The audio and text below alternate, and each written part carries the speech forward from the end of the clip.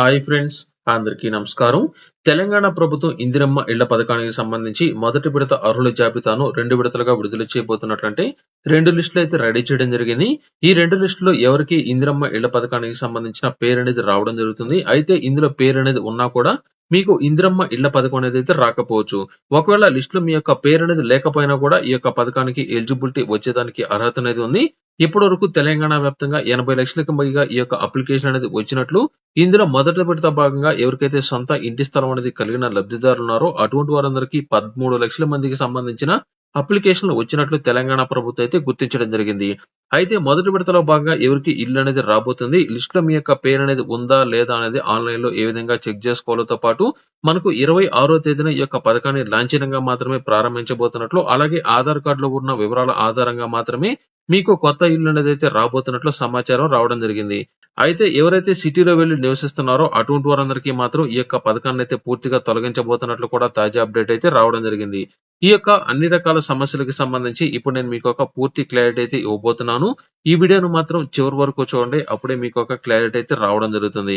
ఇలాంటి తాజా అప్డేట్స్ కోసం మీరు వెంటనే మన టాక్ షో ఛానల్ సబ్స్క్రైబ్ చేయండి, అలాగే ఈ యొక్క వీడియోను లైక్ చేయడం మాత్రం మర్చిపోవద్దు. తెలంగాణ ప్రభుత్వం ఈ నెల 26వ తేదీన దాదాపుగా 4 పథకాలను ప్రారంభించబోతుండగా, ఇందులో ఇందిరమ్మ ఇళ్ల పథకానికి సంబంధించి మొదటి విడతలో భాగంగా ఇళ్ల నిర్మాణ పనులు ప్రారంభించబోతున్నట్లు, అదే రోజున అర్హుల జాబితాను సిద్ధం చేసి లబ్ధిదారులకు ఈ యొక్క పట్టాలు కూడా అందజేయబోతున్నట్లే సమాచారం అయితే రావడం జరిగింది.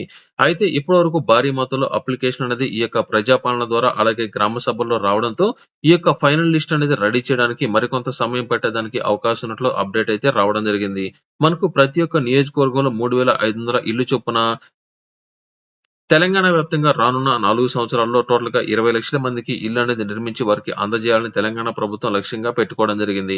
అయితే ఇప్పటి వరకు ఈ యొక్క దరఖాస్తులు అనేది అధిక మొత్తంలో రావడంతో, అంటే దాదాపుగా ఈ యొక్క అర్జీలే మనకు 8 లక్షల వరకు ఈ యొక్క గ్రామ సభల్లో వచ్చినట్లు, ఇప్పటి వరకు తెలంగాణ వ్యాప్తంగా ప్రజాపాలనలో భాగంగా ఇందిరమ్మ ఇళ్ల పథకం కోసం 80,54,000 మందికి సంబంధించిన దరఖాస్తులు అనేది వచ్చినట్లు, లబ్ధిదారుల ఎంపిక కోసం ప్రస్తుతం ఈ యొక్క యాప్ లో సర్వే అనేది చేస్తూ ఉండగా ఈ యొక్క సర్వే అనేది దాదాపుగా పూర్తి కావచ్చినట్లు అధికారులు అయితే తెలియజేశారు. అయితే ఈ యొక్క లిస్ట్ అనేది ఏ విధంగా రెడీ అనేది చేయబోతున్నారంటే, టోటల్ గా ఈ యొక్క ఇందిరమ్మ ఇళ్ల పథకానికి సంబంధించి ఎవరైతే అప్లై అనేది చేసుకున్న 80 లక్షల మంది ఉన్నారో ఈ యొక్క 80 లక్షల మందికి సంబంధించిన డేటా అనేది 2 విడతలుగా, అంటే 2 లిస్టులు అయితే రెడీ చేయబోతున్నారు. ఇందులో మొదటి లిస్టు ఏమిటంటే తెలంగాణ వ్యాప్తంగా ఎవరికైతే సొంత ఇంటి స్థలం అనేది కలిగిన లబ్ధిదారులు ఉన్నారో వారికి మొదటి విడతలో ఇల్లు అనేది నిర్మించబోతున్నట్లయితే తెలియజేశారు. ఇకపోతే రెండో లిస్ట్ ఏమిటంటే ఎవరికైతే సొంత స్థలం అనేది లేదో అటువంటి వారందరికీ సంబంధించి రెండో విడతలో, అంటే ప్రస్తుతం అద్దె ఇంట్లో ఉంటుండి మీ పేరు మీద ఎటువంటి స్థలం అనేది లేకుండా గనుక ఉన్నట్లయితే అటువంటి వారందరికీ స్థలం అనేది ఇచ్చి ఇల్లు కట్టుకోవడానికి 5 లక్షల వరకు మీకు డబ్బులు అయితే అందజేయబోతున్నారు. అయితే మనకు మొదటి విడతలో భాగంగా కేంద్ర ప్రభుత్వానికి సంబంధించిన గైడ్ లైన్స్ ప్రకారం ప్రస్తుతం ఎవరికైతే సొంత ఇంటి స్థలం అనేది కలిగి ఉన్నారో అటువంటి వారందరికీ ఇల్లు మంజూరు చేయాలని తెలంగాణ ప్రభుత్వం మొదటి విడతలో భాగంగా నిర్ణయాలు అయితే తీసుకోవడం జరిగింది.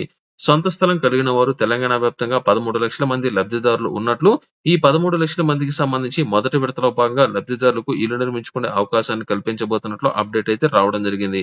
అయితే ఇప్పటికే వచ్చిన తాజా అప్డేట్ ఏమిటంటే మనకు 26వ తేదీన ఇల్లు అనేది డైరెక్ట్ గా కట్టుకోవడానికి ఈ యొక్క లిస్ట్ అనేది రాబోతున్నట్లు అందరూ అయితే అనుకోవడం జరిగింది. అయితే ఇప్పటి వరకు లబ్ధిదారులకు సంబంధించిన ఫైనల్ లిస్ట్ అనేది ఇంకా రాకపోవడంతో, అలాగే గ్రామ సభల్లో చాలా వరకు ఈ యొక్క అప్లికేషన్ల విషయంలో కొంత గందరగోళం అనేది అయితే నెలకొనడం జరిగింది. ఎందుకంటే మనకు కేంద్ర ప్రభుత్వం గైడ్ లైన్స్ ప్రకారం కనుక చూసుకున్నట్లయితే మీ యొక్క ఆధార్ కార్డులో ఉన్న వివరాల ఆధారంగా మాత్రమే మీకు ఇల్లు అనేది అయితే శాంక్షన్ చేయడం జరుగుతుంది. అంటే మీకు సొంత స్థలం అనేది కలిగి ఉండి ఇందిరమ్మ ఇళ్ల పథకానికి సంబంధించి ఎవరైతే అప్లై అనేది చేసుకున్న లబ్ధిదారులు ఉన్నారో అటువంటి వారందరికీ ఏదైతే ఆధార్ కార్డులో ఉన్న వివరాల ఆధారంగా వారికి ఇల్లు అయితే శాంక్షన్ చేస్తారు.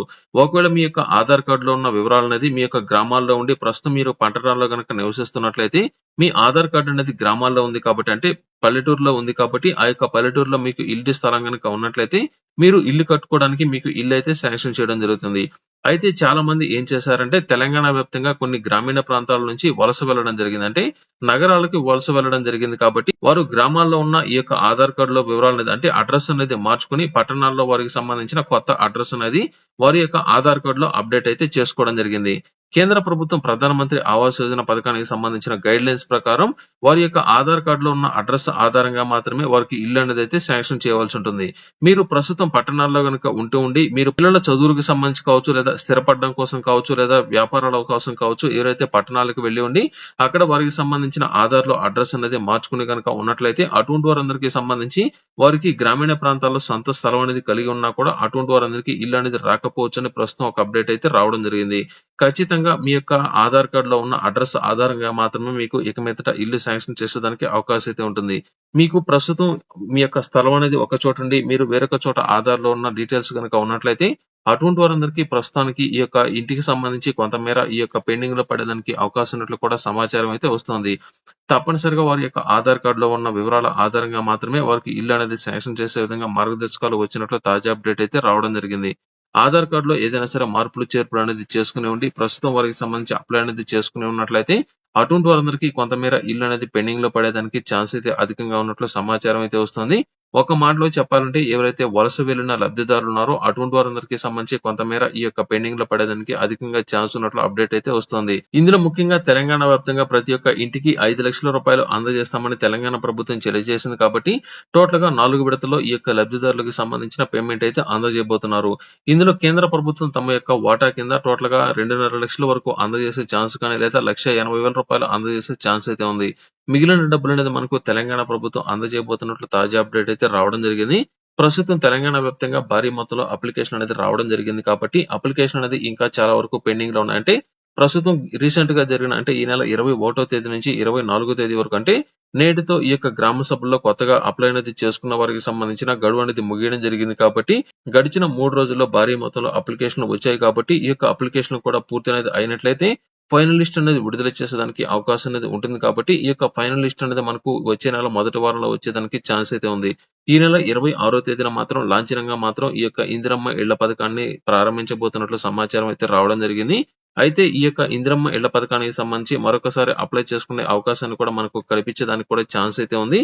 ఇందులో మీకు సంబంధించిన వివరాలు అనేది ఇందులో తప్పనిసరిగా ఎంటర్ అనేది చేయాల్సి ఉంటుంది. ప్రస్తుతం మీరు ఏ ఇంట్లో ఉంటున్నారంటే ఇల్లు అనేది లేదు, కిరాయి ఉంటున్నాము అంటే బాడుగు ఇంట్లో ఉంటున్నాము, పూరి గుడిసెలో ఉంటున్నాము, పెంకుటిల్లో ఉంటున్నాము, ఇలా ఏదైతే శిథిలావస్థలో ఉన్న ఇల్లు అనేది ఉందో ఈ యొక్క డీటెయిల్స్ అనేది అందజేసిన తర్వాత మీకు గ్రామీణ ప్రాంతాల్లో 1,50,000 రూపాయలు అలాగే పట్టణ ప్రాంతాల్లో 2 లక్షల రూపాయల ఆదాయం అనేది వస్తున్నట్లు దీనికి సంబంధించి మీరు ఈ యొక్క డిక్లరేషన్ కనుక ఇచ్చినట్లయితే మీకు సంబంధించిన జెరాక్స్లు కనుక సబ్మిట్ అనేది చేసినట్లయితే మీకు ఈ యొక్క డీటెయిల్స్ అనేది ఇందిరమ్మ ఇళ్ల పథకానికి సంబంధించిన వెబ్సైట్ లో అంటే యాప్ లో నమోదైతే చేయడం జరుగుతుంది. దీనికి సంబంధించి మీ యొక్క స్టేటస్ అనేది చెక్ చేసుకోవాలి అనుకున్నట్లయితే ఇప్పుడు నేను ఏదైతే ప్రాసెస్ అనేది చెప్తానో ఆ యొక్క ప్రాసెస్ మీరైతే ఫాలో అనేది అవ్వండి. ఇందులో తప్పనిసరిగా మీకు సంబంధించిన అప్లికేషన్ స్టేటస్ అనేది చెక్ చేసుకోవాలి అనుకున్నట్లయితే మాత్రం ఇందులో మీకు సంబంధించి మొబైల్ నంబర్ ద్వారా గానీ లేకపోతే ఆధార్ నంబర్ ద్వారా గానీ లేదా మీరు అప్లికేషన్ ఇచ్చినట్లయితే అప్లికేషన్ మీద మీకు ఒక మెసేజ్ అనేది కూడా రావడం జరుగుతుంది. అప్లికేషన్ ఐడి అనేది ఆ యొక్క అప్లికేషన్ ఐడి ద్వారా గానీ లేకపోతే మీకు సంబంధించిన రేషన్ కార్డు నంబర్ ద్వారా ఏదో ఒక దాని ద్వారా మీరైతే చెక్ చేసుకోవచ్చు. గో మీద క్లిక్ చేస్తున్నాను. క్లిక్ చేసిన వెంటనే ఇక్కడ చూసుకున్నట్లయితే ఈ యొక్క అప్లికేషన్ కి సంబంధించి ఈ యొక్క అప్లికేషన్ నంబర్ అనేది వచ్చిన తర్వాత అప్లికెంట్ నేమ్ అనేది ఇక్కడ రావడం జరిగింది.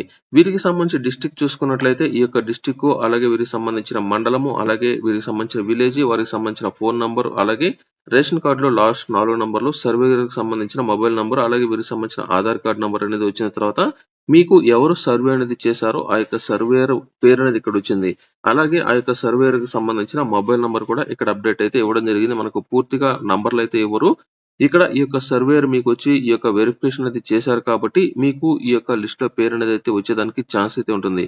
ఒకవేళ మీకు ఎటువంటి సర్వేయర్ అనేది రాకుండా ఉండి ఇంకా ఇక్కడ స్టార్ మార్కులు కానీ లేదా ఖాళీగా కనుక ఉన్నట్లయితే డిస్క్రిప్షన్ లో నేను మీకు గ్రీవెన్సీకి సంబంధించి కంప్లైంట్ కి ఏ విధంగా ఇవ్వాలనే దానికి సంబంధించి వీడియో అయితే చేశాను. ఆ యొక్క వీడియోలో నేను ఏ విధంగా అయితే చెప్పాను అదే విధంగా మీరు ఫాలో అనేది అయినట్లయితే సంబంధిత అధికారులు మీకు సర్వే అనేది చేసేదానికి కూడా మరలా వచ్చి మీకు సర్వే అయితే చేస్తారంటే మరలా కంప్లైంట్ కనుక ఇచ్చినట్లయితే అంటే మీకు సర్వే చేసిన విధానం మీకు నచ్చకపోయినా లేదా అనుమానాలు అనేది ఉన్నా మరలా సర్వే కనుక కంప్లైంట్ కనుక ఇచ్చుకున్నట్లయితే సంబంధిత అధికారులు మరలా వచ్చి మీకు సర్వే అయితే చేస్తారు.